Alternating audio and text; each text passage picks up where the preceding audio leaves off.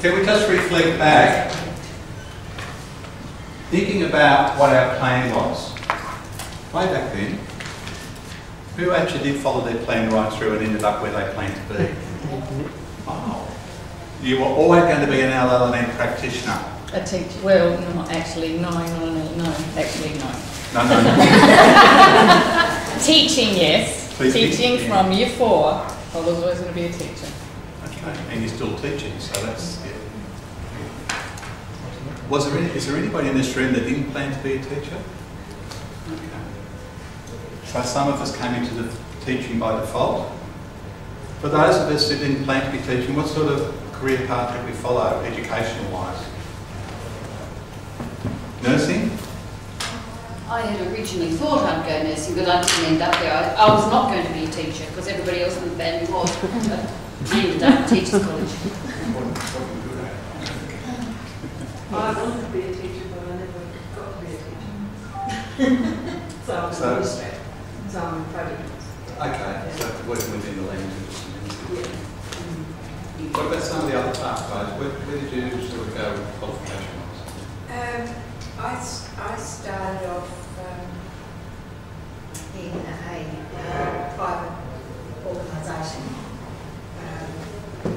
as a PA, and then was told to take a computing class, and off I went. The rest is history, and then I just did the study along the way, but did in and out of health and education along the way, and now I'm manager in TAFE. So yeah, it was an accidental path, very accidental. But obviously full of opportunity. Who else didn't follow the teaching pathway? I started off in international relations, Oh, yeah. politics. Which is educational in some ways, isn't it? Sparked interest in working in the ESL field. Yeah. Interesting, I've got some information to share with you, and this is with the research project that we're involved in, when you referred to as well. This does relate particularly to language literacy and numeracy, but in the workplace. And I know a number of us are involved in language literacy and numeracy in other settings. This is sort of probably the most recent and concise research I can lay my hands on in terms of LLM. But we've been working on a number of other projects too. When we look at the 2 new qualifications, which are sort of planned to be benchmark for language literacy and numeracy practitioners, I'll talk about them later.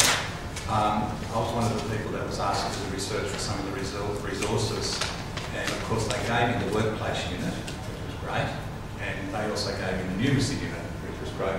But then when you start looking around and what's around to support us, if I Google language literacy and numeracy, adults and workplace, do you think we come up with lots of stuff? Very little actually, which is a real shame. There's 2 books that go back to 2005, textbooks, references. Okay, and there's been nothing really since then about the adult learner in the workplace, so I find that quite interesting. So research-wise, when you put those 3 things together, there's not a lot. When you put language literacy and numeracy and adult together, there's been some recent research, but still there's not really a hell of a lot either. So it's still a relatively young area. When you start looking at language literacy and numeracy and population in general, there's a lot of stuff that relates to schools education. So when we look at the adult learner, again, it's a little bit light on the ground. I want to share some of the things that we did find out through this research, and it probably relates to what we're actually looking at now. When I look at my own spaghetti chart, I was from a migrant family that was brought up in a farming community with all the wonderful tulips in the Dutch community. And my parents came into that community. My father was a carpenter, and they didn't quite fit because he wasn't a farmer. But he probably had a reasonable salary compared to many of the labourers on farms, so we did all right. I had 4 sisters, 3 older ones, and of course the girls were allowed to complete year 10 at the time. And of course they had to go out to work to support the migrant family. I was the 4th in line and I was the boy. And I was allowed to have a little bit more education, which means I could do an apprenticeship. I could do a carpentry apprenticeship, which was really great. There are lots of options. So that's all right. So you go off to tech school, and I got to that year 10 to go into an apprenticeship. And the girls were all jealous because, you know, John could sort of do the line and do a little more education to the apprenticeship. But anyway, I really like the idea of teaching.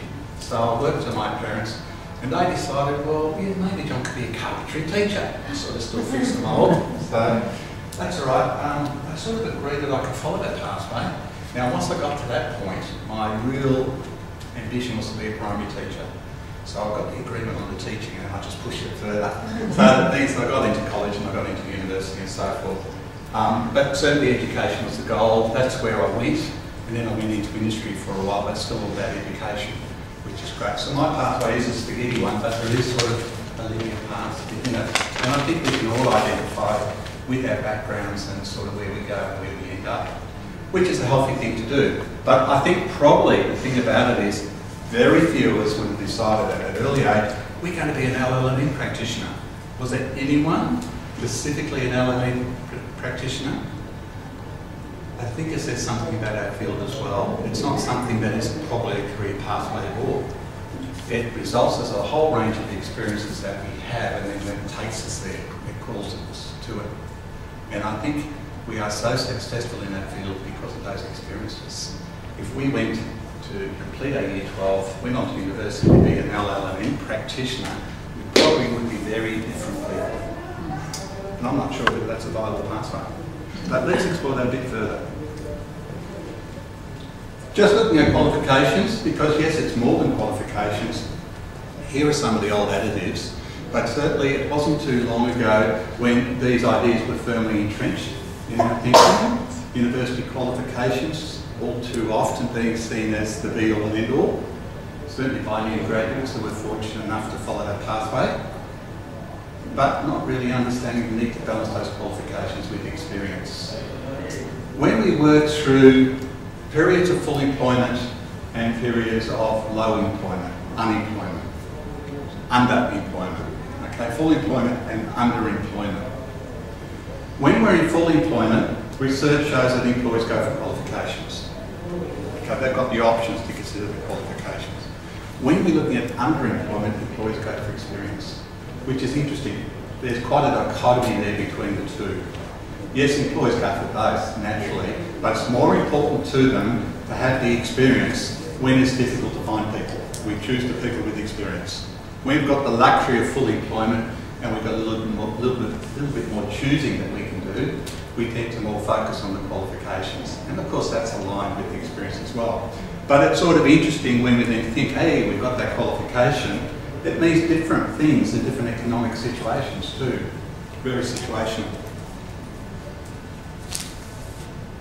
So qualifications are considered by graduate employers as, qualifications are considered by employers, if you like, as the fifth in line. The things that they're actually looking at, research clearly shows us, they're looking for people with communication skills, with thinking skills, with passion and understanding, and cultural alignment. Now think of the LLM practitioner. Is it the qualification? Is it these things? Obviously a combination of two. I'll come back to that too.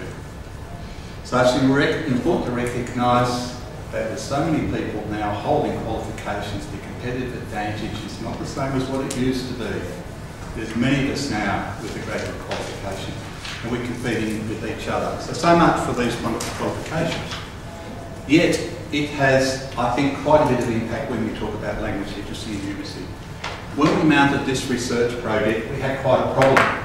Because who were we talking about? We were talking about people who were experts in language literacy and numeracy, working in the language literacy and numeracy field.